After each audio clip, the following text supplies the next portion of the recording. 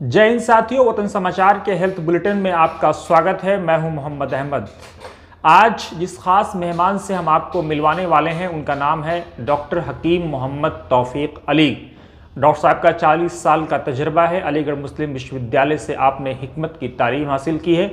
मैंने पहले भी आपको बताया था कि तिब्बे यूनानी के शोबे पर हमारा ये प्रोग्राम आधारित होगा। हमारी कोशिश होगी कि हर बीमारी पर, चाहे वो रहम की गांठों से संबंधित हो, प्रोस्टेट से संबंधित हो, या फिर बच्चे नहीं पैदा होते हैं उसके कारण क्या है, या जो गैस की बीमारियां हैं, या जो और दूसरी बीमारियां हों, सारी बीमारियों पर चर्चा की जाए और ऐसा उसका हल निकाला जाए इसका कोई साइड इफेक्ट ना हो। क्योंकि एलोपैथिक वालों का दावा ये ज़रूर है कि उनकी जो दवा है वो इमीडिएट रिस्पॉन्स करती है, लेकिन एलोपैथी के बारे में बहुत सारे व्यूमर्स हैं और बहुत सारी चीज़ें हैं कि इसके साइड इफ़ेक्ट्स क्या क्या हैं, इसके ख़तरात क्या क्या हैं, इसके गंभीर नताइज क्या क्या हैं। क्योंकि जैसे प्रोस्टेट एक बीमारी है, उसके बारे में आप जानते हैं कि उसका एलोपैथी में इलाज सिर्फ ऑपरेशन है, लेकिन हकीम मोहम्मद तौफीक अली का कहना है कि तिब्बी यूनानी में इसका कामयाब इलाज मौजूद है और हज़ारों की तादाद में ऐसे मरीज़ हिंदुस्तान में आपको मिल जाएंगे जिनका हकीम साहब ने इलाज किया, उनको शिफा मिला।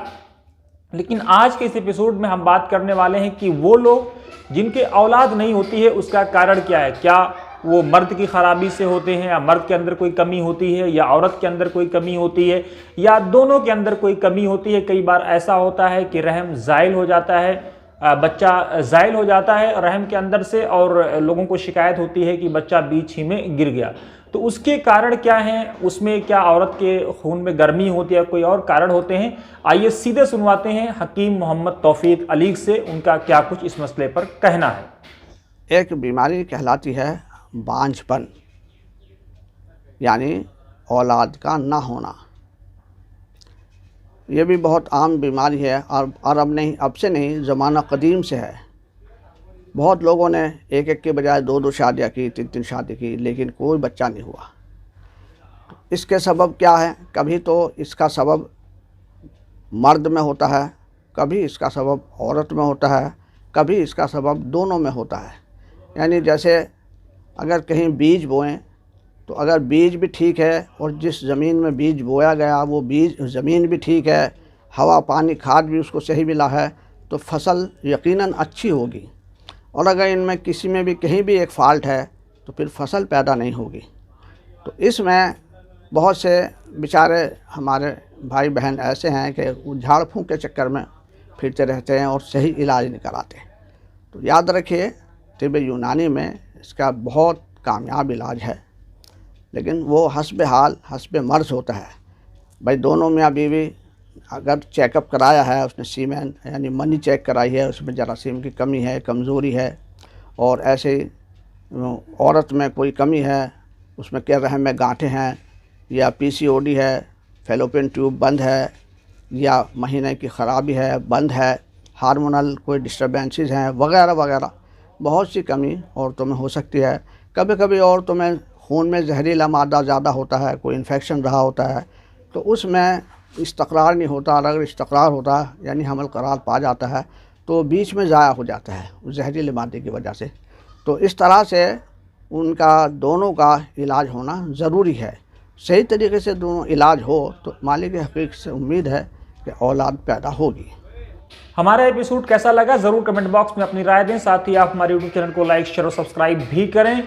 आप डिस्क्रिप्शन बॉक्स में, कमेंट बॉक्स में लिंक दिया हुआ है डोनेशन का, आप वहां डोनेट भी कर सकते हैं। डिटेल में खबरें पढ़ने के लिए हमारी वेबसाइट www.watansamaachar.com और urdu.watansamaachar.com पर लॉगिन कर सकते हैं।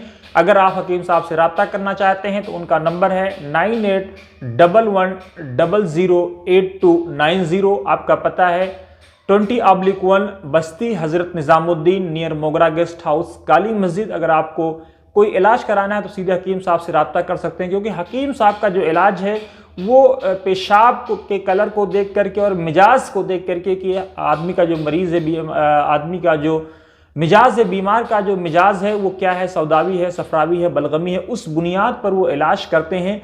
और जो पेशाब से कौन कौन सी अमराज का पता लगाया जा सकता है, इब्न सीना ने लगभग 1000 साल पहले इस बात को पेश किया था कि आदमी के पेशाब के कलर को देख करके उसकी बीमारियों का अंदाज़ा लगाया जा सकता है। तो तिब्ब यूनानी उन्हीं चीज़ों पर आधारित है। और एक बड़ी बात यह है कि आपने देखा होगा कि एलोपैथी में बहुत सारी ऐसी दवाएं आती हैं जो 2 साल पहले WHO उन्हीं को रिकमेंड करता है और 4 साल बाद उनको रिजेक्ट कर देता है। तो इसका मतलब यह है कि जो दवा आपके लिए 2 साल पहले मुफीद थी, 4 साल बाद वो हानिकारक हो जाती है। लेकिन हिकमत में तिब्ब यूनानी में आज तक कोई ऐसी दवा आई ही नहीं जिसको रिजेक्ट किया गया हो, क्योंकि इंसान की जो पैदाइश है वो मिट्टी से हुई है और ये जो जड़ी बूटियां हैं ये मिट्टी से आती हैं, यानी मिट्टी से संबंध होता है और उसका इलाज होता है।